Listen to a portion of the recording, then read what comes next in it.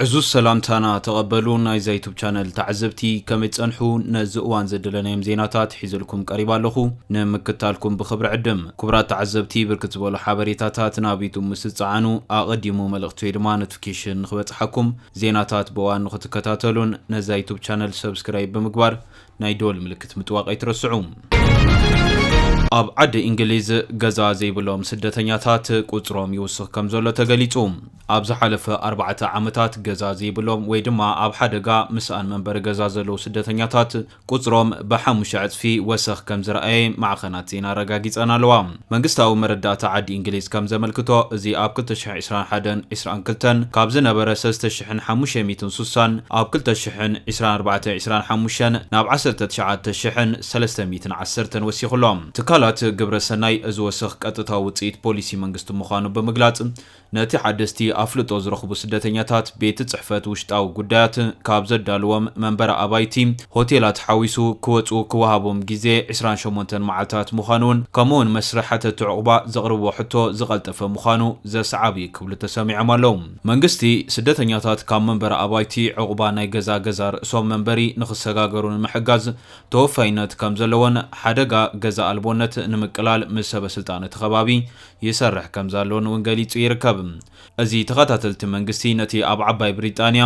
ልዕሊ ዓቕሙ ዝተጨናነቐ ስርዓት ዕቑባን ምፍታሕ ኣብ ዝቃለሰሉ ዘሎ እዋን ዘጋጥሞ ዘሎ ኮይኑ ኣብ ጠለባት ዕቑባን ይግባይ ውሳነታት ዘይረኽቡ ጥርዓናት ብሰፊሑ ይረኣዩ ኣለዉ እቲ መስርሕ ምዝሕሓል ዘርኣየ ኮይኑ ኣብ ሓደ እዋን ሙሉእ ብምሉእ ደው ኢሉ ዝነበረ እንትኸውን ሰልፊ ዕዮ ግን ውሳነታት ከቀለጥፍ ይደልን ከም ውጽኢቱ ድማ ዝያዳ ሰባት ዕቑባ ክወሃቦም ዝነብሩሉ ቦታ ክደልዩን ንምኽኣል ምዃኑ ይገልጽ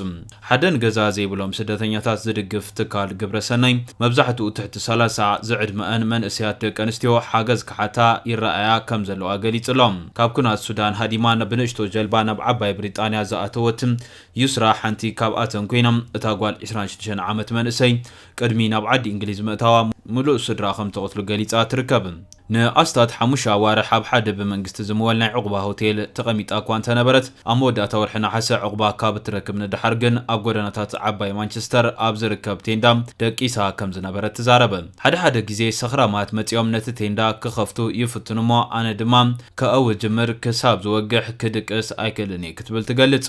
ዩስራ ካብቲ ዝነበራ ናይ ሆም ኦፊስ መንበሪ ገዛ ክትወጽም ቅድሚ ምግዳዳ ኣብ ዝነበራ መዓልታት ምስ ምምሕዳር ከባቢያ ተረኺባ ይኹን እምበር ውላድ ዘይብላ ብምዃና ማሕበራዊ ኣባይቲ ንምርካብ ብቕዕቲ ከይኮነት ተሪፋያ ዩስራ ንማዕኸናት ዜና ኣብ ዝሃቦ ሓበሬታ ንዝሓሸ ናብራ ካብ ሱዳን ሃዲማ ሕጂ ግን ኣብ ዓዲ እንግሊዝ ብምምጻእ ከም ዘጠዓሳ ብምግላጽ ገዛ ካብ እትስእ ንድሓር ህይወት ኣዝዩ ከቢድ ክትብል ትገልጽ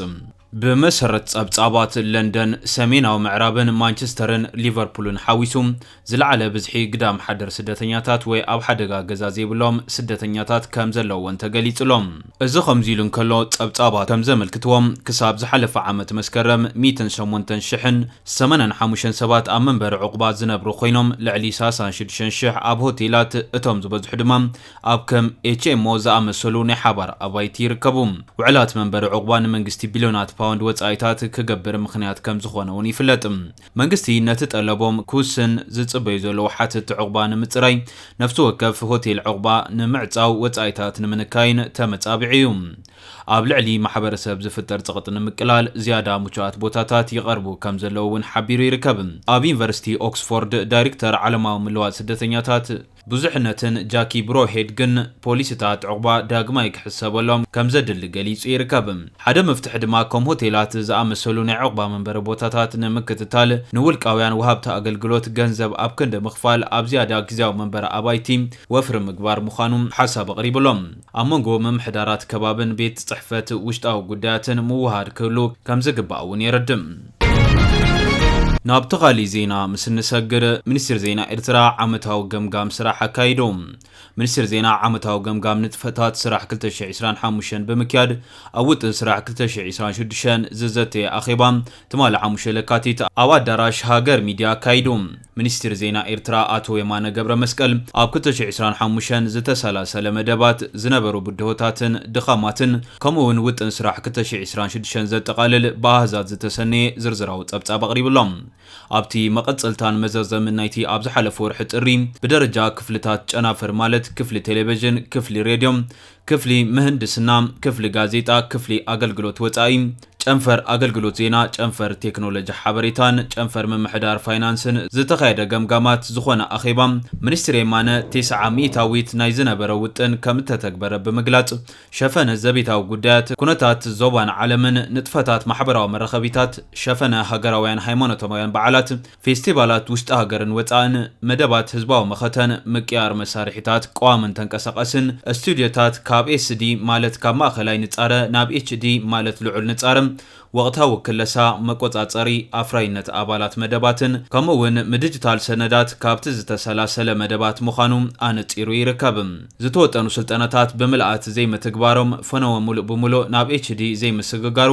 ወቅታውን ገምጋማውን ዜናዊ ሸፈን ዘይምክያዱ ዋሕዲ ዓቕሚ ሰብ ኣብተን ብሃገራዊ ቋንቋታት ዝፍነዋ መደባት ምህላውን ከምኡውን ጂኦግራፋዊ ድሩትነት ዝርግሐ መስመራት ሬድዮ ኤፍኤም ካብቶም ቀንዲ ቡድሆታት ድኻመታት ምዃኖም እውን ኣብርሂሎም። ንውጥን ስራሕ 2026 ብዝምልከት ሚኒስትር የማነ ቀዳማይ ክፋል ናይቲ ካብ 2026 ክሳብ 2030 ዝዝርጋሕ ስትራቴጂካዊ ውጥን 5 ዓመት ምዃኑ ብምግላጽ ትሕዝቶ ብዓይነትን ብዝሕን መበርካት ብዓመታዊ ውጥን መምራሕ ወፍርታት ምክያድ ምሕያል ፈነወታት ኣብ ማሕበራዊ መራኸቢታት ምክያድ ወቅታዊ ዳግመ ክለሳ መደባትን ምጅማር ቀዳማይ ገጽ ምስፋሕ ፈነወ ኤፍኤም ኣብ ከተማታት መንደፈራን ደቀ ምሓረን ዓዲ ቀይሕን ሰንዓፈን ከምኡውን ታሪኽ ኤርትራ ንምዝንባዕ ዝካየድ ዘሎ ጽዑቕ ዘመተታት ጉቡእ መልሲ ዝህብ ስሩዕ ሰነዳዊ መደባት ብዛዕባ ግፍዕታት ጸላኢ ኣብ ልዕሊ ህዝቢ ኤርትራ ኣብ ኩለን ማዕኸናት ዜና ምድላውን ምዝርጋሕን ከም ዘጠቓልል እውን ኣብርሂሎም። ተሳተፍቲ ንማእኸላይ ቤት ጽሕፈት ዞባታትን ንምርካብ ዝተዋደደ መርበብ ክሕይል ከምኡውን ንዕማማት ዜና ዘገድሱ ወሰንቲ መሳለጥያታት ከከም ቀዳምነቶም ክቐርቡ ዝብል ንትግባር ናይቲ ውጥን ዝሕግዝ ርእይቶ እውን ኣቕሪቦም ይርከበሎም። ናብ ተኻሊእ ዜና ምስ ንሰግር ኣሜሪካ ዜጋታታ ካብ ኢራን ክወጽዋ ተሓሳሲባ። እዚ ልኡኻት ክልቲአን ሃገራት ኣብ ኦማን ንኽራኸቡ ሒደት ሰዓታት ኣብ ዝተረፈሉ እዋን ዝተመሓላለፈ መልእኽቲ እዩ። እቲ መጠንቀቕታ መንግስቲ ኣሜሪካ ንኢራውያን ዝተፈላለዩ ሓበሬታታት ኣብ ዘካፍለሉ ዘ ዩናይትድ ስቴትስ ቨርቹዋል ኤምባሲ ዝተባሃለ መብረበብ ሓበሬታ ዝተፈላለዩ ማሕበራዊ መራኸቢታትን ይወፅዩ። ኣሜሪካ ኣብታ ሃገር ዝብርትዕ ዘሎ ቁፅፅር ድሕንነት፣ ምዕፃው ጽርግያታት፣ ምቑራፅ ህዝባዊ መጓዓዝያ፣ ምቑራፅ ኢንተርኔት ምኽንያት ናይ ዝስጉምቲ ምዃኑ ጠቒሳላ። እቲ መጠንቀቕታ ኢራን ድርብ ዘይግነት ኣፍልጦ ስለ ዘይትህብ መቦቀል ኢራን ዘለዎም ኣሜሪካውያን ካብታ ሃገር ክወፁ ከለዉ ናይ ኢራን ፓስፖርቶም ንኽጥቀሙ መኺራላ። ብተወሳኺ ዜጋታት ኣሜሪካ ኣብ ኢራን ቀጻሊ ምቁራጽ ኢንተርኔት ክህሉ ዝኽእል ተኽእሎም ኣብ ግምት ብምእታው ኣመራፂ ኣገባባት ርክብ ክጥቀሙን ናብ ጎረቤት ሃገር ኣርሜንያ ወይ ቱርክ ብጽርግያ ክጓዓዙን መኺራላ። መንግስቲ ኢራን ንሰሙናት ዝቐጸለ ተቃውሞታት ሲዒቡ ኣገልግሎት ሞባይል ስልክን ብደረጃ ሃገር ኣገልግሎት ኢንተርኔት እገዳ ገይሩሎም። ሓሎ መንገዲ ኣየራት እውን ካብ ናብን ኢራን ዝገብሮ በረራታት ገዲበን ወይ ድማ ሰሪዞን ይርከባ። እዚ ከምዚ ኢሉ እንከሎ ዩክሬን ቁጥሪ ኣብ ኩናት ዝመቱ ወተሃደራት ኣፍሊጣላ። ኣብቲ ን4 ዓመት ዝቐጸለ ኩናት 55,000 ወተሃደራት ዩክሬን ከም ዝተቐትሉ ፕሬዚዳንት እቲ ሃገር ኣፍሊጡ። ቮሎዶሚር ዘለንስኪ ምስ ሓደ መደበር ቴሌቪዥን ፈረንሳ ኣብ ዘካየዶ ቃለ መሕትት እዩ ነዚ ኣሃዝ ጠቒሱ ዝርከብ። ማዕኸናት ዜና ኣብ ዘካየዶ ምርመራ ግን ኣስማት ናይ ኣስታት 160,000 ዝሞቱ ወተሃደራት ከረጋገጽ ከም ዝተኻእለይን ዝገልጻ። ሃለዋቶም ዘይተፈልጡ ብዙሓት ሰባት ከም ዘለዉ ግን ዘለንስኪ ኣይሓብአን። ብወገን ሩስያ እውን ካብ 243,000 ክሳብ 352,000 ዝግመቱ ወተሃደራት ኣብቲ ደማዊ ኩናት ከም ዝተቐትሉ ጸብጻባት ይምልክቱ። ነቲ ሞስኮ ብ22 ለካቲት 2022 ዝኣወጀቶ ወራር ሰላማዊ ፍታሕ ንምርካብ ክግበር ዝጸንሐ ፈተነታት ዛጊድ ፍራይ ሃበን ዝርከብ። ኣብዚ እዋን እዚ ብተበግሶ መምሕዳር ፕሬዚዳንት ኣሜሪካ ዶናልድ ትራምፕ ኣብ ሕቡራት ኢሚራት ዓረብ ዝርርብ ይካየድ ምህላው ይፍለጥ። ፍሉይ ልኡኽ ኣሜሪካ ስቲቭ ዊትኮፍን ሰብኣይ ጓሉ ንትራምፕ ጃረድ ኩሽነርን ኣብቲ ወከልቲ ሞስኮን ኬቨን ዝተረኽብሉ ኣብ ኣቡዳቢ ዝቕጽል ዘሎ ስልሳዊ ዘተ ይሳተፉ ከም ዘለዉ እውን ብምፍላጥ ተኻኢሉ ይርከባሎም። ናብ ተቐጻሊ ዜና ምስ ንሰግር